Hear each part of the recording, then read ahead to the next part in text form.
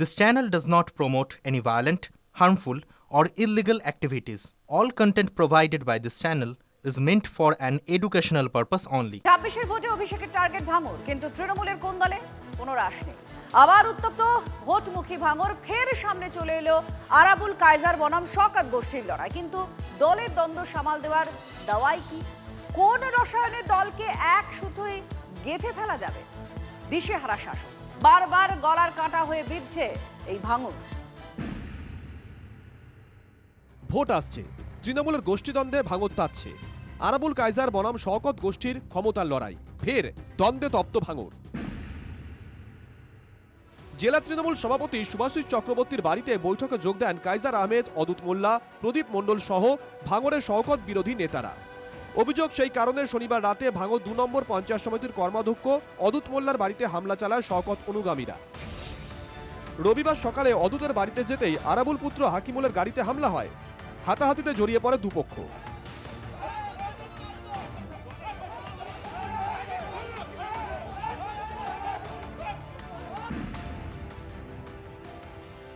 এই হারমাদের জন্যই ভাঙরটা একেবারে উত্তপ্ত হচ্ছে, অশান্ত হচ্ছে।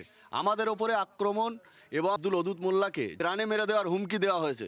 যেভাবে হারমাদ নিজে এটা করেছে, আমার কাছে যতটুকু খবর আছে, একেবারে তৃণমূলকে মানে ক্ষতি করার জন্যই, ক্ষতি করার লক্ষ্যেই এসব করছে। এটা দলের যে ফর্মে জানানোর আমরা জানাবো। গদ্দার তারা অদূত মোল্লাকে বাড়ি এসে দেখতে এসেছিল। হাকিমুল, আরাবুল, প্রদীপ, অদূত সহ অবিলম্বে দল থেকে যদি বহিষ্কার হয়, আমরা কঠিন আন্দোলনের ডাক দেবো। পোলেরহাটে তৃণমূলের সাসপেন্ডেড নেতা আরাবুলের পেট্রোল পাম্পে হামলার অভিযোগ ওঠে শওকত ঘনিষ্ঠ খৈরুল ইসলামের দলবলের বিরুদ্ধে। পাল্টা খুনের চেষ্টার অভিযোগ আরাবুল ও তার ছেলের বিরুদ্ধে পুলিশে নালিশ ঠুকেছেন শওকত গোষ্ঠীর নেতা। হামলা করেছে, কে করেছে, কি বান্ধব, এই বিষয়ে আমরা জানি না। তবে ও যেখানে কিছু ঘটনা ঘটিয়ে এসছে, না হলে এরকম স্পিরিটে এসে আমাদের চাপা দিত না। ওকে এবং ওর বাপকে অ্যারেস্ট করতে হবে, এটাই আমার দাবি প্রশাসনের কাছে। শওকত মোল্লার সাথে দল করতো, তাদের উপরই হামলা করছে শওকত মোল্লার লোকেরা। কংগ্রেসটা ভাঙড়ে হারানোর জন্য তিনি এখানে দায়িত্ব নিয়েছেন। তিনি 34 বছর সিপিএম করেছে। ভাঙড়ের মানুষ, ক্যানিং এর মানুষের রক্ত পর্যন্ত খেয়েছে। এখন ভাঙড়ের তৃণমূল কংগ্রেসের পুরনো কর্মীদের রক্ত খাচ্ছে। ভাঙড়ের বহিরাগত হলেও এই বিধানসভায় দলের পর্যবেক্ষক অভিষেক ঘনিষ্ঠ শওকত মোল্লা। আরাবুল কায়জার দ্বন্দ্বে একসময় রক্ত ঝরত ভাঙড়ে। সময়ের ফেরে একদা শত্রু, এখন বন্ধু। হাতে হাত আরাবুল কায়জারে, আর উল্টো দিকে শওকত।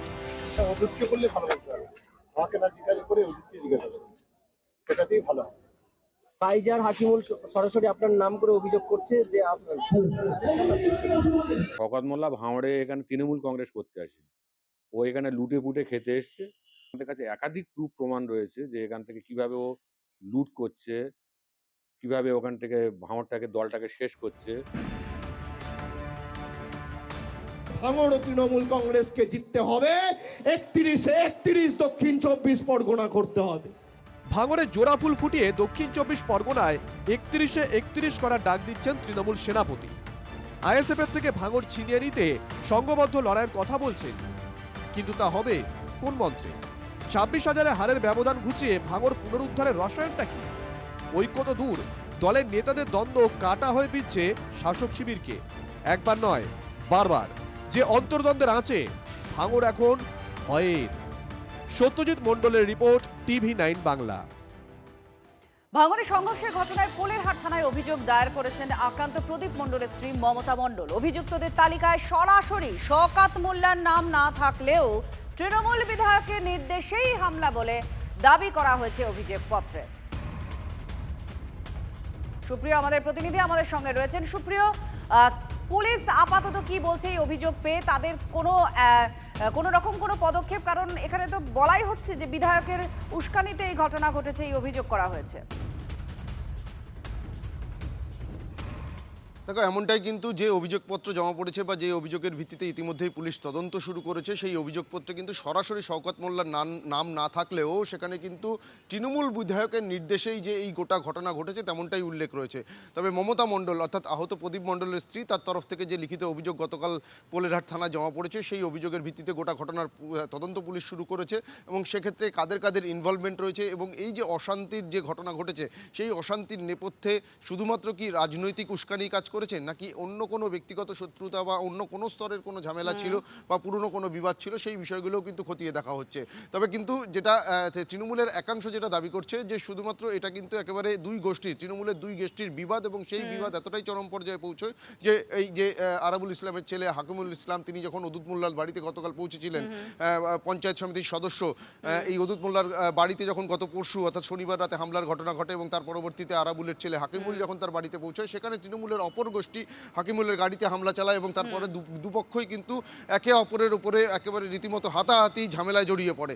আর সেই ঘটনার পরবর্তীতে এই যে অভিযোগ প্রদীপ মণ্ডলের স্ত্রীর তরফ থেকে করা হয়েছে, সেই অভিযোগের ভিত্তিতে যে তদন্ত শুরু হয়েছে, সেখানে কিন্তু এদের যে এই যে দুপক্ষের মধ্যে যে ঝামেলা, অশান্তি, হাতাহাতির যে ঘটনা ঘটলো, একেবারে প্রদীপ মণ্ডল তিনি আহত হলেন, সেই ঘটনার নেপথ্যে শুধুমাত্র কি রাজনৈতিক উস্কানি বা রাজনৈতিক অশান্তি ছিল মূল কারণ, নাকি এর পেছনে অন্য কোনো অশান্তি কাজ করেছে, সেটাও কিন্তু খতিয়ে দেখা হচ্ছে। ধন্যবাদ। সুপ্রিয়া আমাদের প্রতিনিধির সঙ্গে ছিলেন। আমার স্বামীর উপরে আক্রমণ করে খয়রুল, সেটা হচ্ছে শকত মোল্লার নির্দেশে। শকত মোল্লা কালকেরে নানান রকম লোককে দিয়ে ঠেট করছিলেন যে ভাঙড়ে আসলে মার্ডার করে দেবো। যে যথারীতি সকালবেলায় রাত্রিবেলায় অদূত মোল্লা ফোন করেছিলেন যে আমার এই হয়েছে, তখন বললো যে আমরা একটু সকালবেলায় যাবো, গিয়ে দেখা করতে হবে। যেহেতু ওনার বন্ধু হয়, মানে নেতা হিসাবে আসেনি, বন্ধু হিসাবে এসেছিলেন, তো সে আসার কারণে আপনার আনিলুল, তারপরে হচ্ছে এরা একটু অ্যাটাক করেছিলেন, তারপরে মেরেছে আপনার শকত মোল্লার নির্দেশে হচ্ছে খয়রুল। জলপাইগুড়ির রাজগঞ্জে গাড়ি শোরুমে জমি দখলের চেষ্টার অভিযোগ উঠল। শাসক দলের মদতপুষ্টদের দাপটে মুখ বন্ধ করার অভিযোগও উঠছে। নামি গাড়ি সংস্থার শোরুম এবং দুষ্কৃতীদের অত্যাচারে অতিষ্ঠ হয়ে মুখ্যমন্ত্রীর দ্বারস্থ হওয়ার ভাবনা উত্তরবঙ্গের উদ্যোগপতি বিশাল আগরওয়ালের। অভিযোগ, গত 1 মাসের বেশি সময় ধরে এই শোরুমের জায়গা দখলের চেষ্টা চলছে। বাধা দিলে মারধর, গাড়ি ভাঙচুরের পাশাপাশি কর্মীদের তালা বন্ধ করে রাখার অভিযোগ রয়েছে। পুলিশকে জানিয়েও সুরাহা হয়নি বলেও অভিযোগ করা হচ্ছে।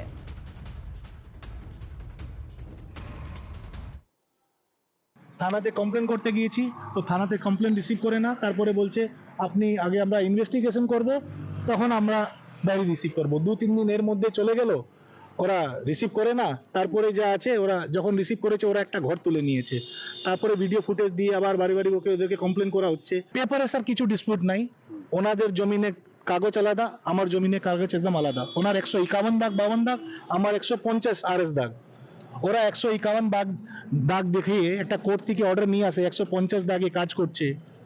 পুলিশকে আমরা বাড়ি বাড়ি কমপ্লেন দিচ্ছি, পুলিশ তো যখন তখন বিএলআরওকে একটা কল ফর রিপোর্ট চাইতে পারতো, আমিনকে দিয়ে ডাকে ডিমার্কেশন করে দিতে পারতো। यहाँ पे 1-1.5 महीने से यहाँ के लोकल्स जो है थोड़े यहाँ पे काफ़ी बदमाशी कर रहे हैं। कल तो उन्होंने हद ही पार कर दी। मेरे जो अंकल हैं और डैड हैं उन पे इनफैक्ट हाथापाई भी हुई है उनके साथ पहले भी, और कल उन्होंने रॉड भी चलाया है। कल यहाँ पे वो 150 स्टाफ अंदर थे सर हमारी प्रेमाइसेस में, और उन्होंने पूरा गेट बंद कर दिया हमारी शोरूम का। और कोई भी अगर गेट के सामने जा रहे हैं तो उन पर पत्थरबाजी हुई है, लोग रॉड लेके बाहर खड़े थे मारने के लिए। लॉ एंड ऑर्डर तो सर सब जगह होना चाहिए जो हमें पढ़ाया जाता है, बट ये सब देख के तो एकदम ही लग रहा है कि यहाँ पे कुछ लॉ एंड ऑर्डर मेंटेन किया ही नहीं जाता है कोई भी प्रकार से। অত্র এলাকার প্রায় 3 শতাধিক মানুষ এখানে কিন্তু কর্মসংস্থান করে, তাদের কি হবে সেটাই কিন্তু প্রশ্ন উঠছে। শুধু এই জায়গা না, রাজগঞ্জে এর আগে আমরা দেখেছি একাধিকবার বিভিন্ন শিল্প উদ্যোগীদের বিভিন্ন ঝামেলায় পড়তে হচ্ছে। আর এই জায়গায় দাঁড়িয়েই কিন্তু শিল্পপতি বা উদ্যোগপতি যারা রয়েছেন তাদের মনে ক্ষোভ বাড়ছে। এখন দেখার সরকার কিভাবে এই সমস্যা সমাধানে এগিয়ে আসে। নীলেশ্বর সান্যাল, TV9 বাংলা, বন্ধুনগর, রাজগঞ্জ। এদিকে জুলুমের অভিযোগ মানতে নারাজ অভিযুক্তরা, পাল্টা কর্তৃপক্ষের বিরুদ্ধে মারধরের অভিযোগ তুলেছেন তারা। আমরা গরিব মানুষ কিছু জানি না, দালালের কাছ থেকে কিনে, কার কাছ থেকে কিনে পেপার দেখাচ্ছে না, বলে আমি কিনে নিছি, এটা ছাড়ো। জমিটা কার ছিল? জমিটা আমার মার ছিল, আমার নানির ছিল এটা। এখন আমরা কাজ করাচ্ছি, বাউন্ডারি করাচ্ছি। আচ্ছা, এই জায়গাটা যেখানে দাঁড়িয়ে আছে এটা আপনার? এটা আমার জায়গায় কাজ করাচ্ছি আমি। আচ্ছা, তাহলে ওদের সাথে গন্ডগোলটা কি? ওদের সঙ্গে গন্ডগোলটা মানে এই যে এখানে পরে মাপেয়াগুলোর কাছ থেকে কিনে নিয়ে ওরা এখানে ডিস্টার্ব করতে আসছে, আমাকে ডিস্টার্ব করতে। এখানে আমাদের যে ওয়ারিশ মানে যে খতিয়ানের মালিক, তার ওয়ারিশ কিনছে, আমাদের এলআর অব্দি আছে, আমার ডিডো আছে, এখানে আমার কোর্টের ওয়ার্ডার আছে। আমার কোর্টে আমাকে অর্ডার দিল যে কোনো ডিস্টার্ব যেন থার্ড পার্টি আমাকে করতে না পারে। তারপরেও কি জমিটাকে বারবার ডিস্টার্ব করতেছে, আমি কিছু বুঝতেছি না কি করতেছে। এখানে যে টাটা মোটরসের মালিক বিশাল আগরওয়াল, ওনার ভাই, ওনার মোস্তান বাহিনী নিয়ে মেলাবার চড়া করলো এখানটায়। আর এই ঘটনা ঘিরে রাজনৈতিক চাপানোতরও শুরু হয়ে গিয়েছে। শাসক দলের নেতাদের মদতে জমি দখলের চেষ্টা, এই তো বিজেপি। আর গন্ডগোলের বিষয়টি জানেনই না দাবি করছেন আইএনটিটিইউসির জেলা সভাপতি। রাজ্য থেকে ব্যবসায়ীরা এমনিতে পালিয়ে যাচ্ছে, শুধু টাটা নয়, আজকে টাটার একটা সামান্য গোষ্ঠী, টাটা তো পালিয়ে গেছে, কিন্তু টাটার একটা অংশ কাজ চলছে এই বন্ধুনগরে। তৃণমূলের নেতাদের অত্যাচারে যদি এটাও পালিয়ে যায়, ওরা 200-250 লোকে কাজ করে, 200-300 লোকে কাজ করে, তারা বন্ধ করতে বাধ্য হবে। আর এটা তৃণমূলের কালচার, কৃষ্টি, আর এরা তাদের তোলার উপরে নির্ভর করে চলে। তাতে যদি কোনো শিল্প বন্ধ হয়ে যায় তাতে আসে যায় না। এখানে যেটা সমস্যা হয়েছে আমি শুনছি জমি সংক্রান্ত সমস্যা হয়েছে, এর সাথে শ্রমিক ইউনিয়নের কোনো মানে বলতে গেলে লিঙ্ক যোগ নেই। আর এই মালিক, আমি আজকে এমএলএ সাহেবকে জিজ্ঞেস করেছিলাম খবরটা দেখার পরে একটা লোকাল চ্যানেলে, উনি পরিষ্কার বলছেন আমার সাথে যোগাযোগ করেননি, আমাদের ব্লক সভাপতি উনার সাথেও যোগাযোগ করেনি, আমি আজ জেলা ট্রেড ইউনিয়নের সভাপতি, আমার সাথেও উনি যোগাযোগ করেননি। স্বাভাবিকভাবে উনি থানা, পুলিশ, কোর্ট কাছারি যা করছেন ওনার এখতিয়ার আছে। আর যদি কেউ অন্যায় কাজ করছে, যে কাজ করতে দিব না বা দাদাগিরি বা টাকা পয়সা চাচ্ছে, আমরা বলবো পুলিশকে ইমিডিয়েট অ্যাকশন নিতে। আর উভয় পক্ষ থানায় অভিযোগ দায়েরও করেছে। অভিযোগের ভিত্তিতে তদন্ত চলছে বলে জানিয়েছেন শিলিগুড়ির পুলিশ কমিশনার।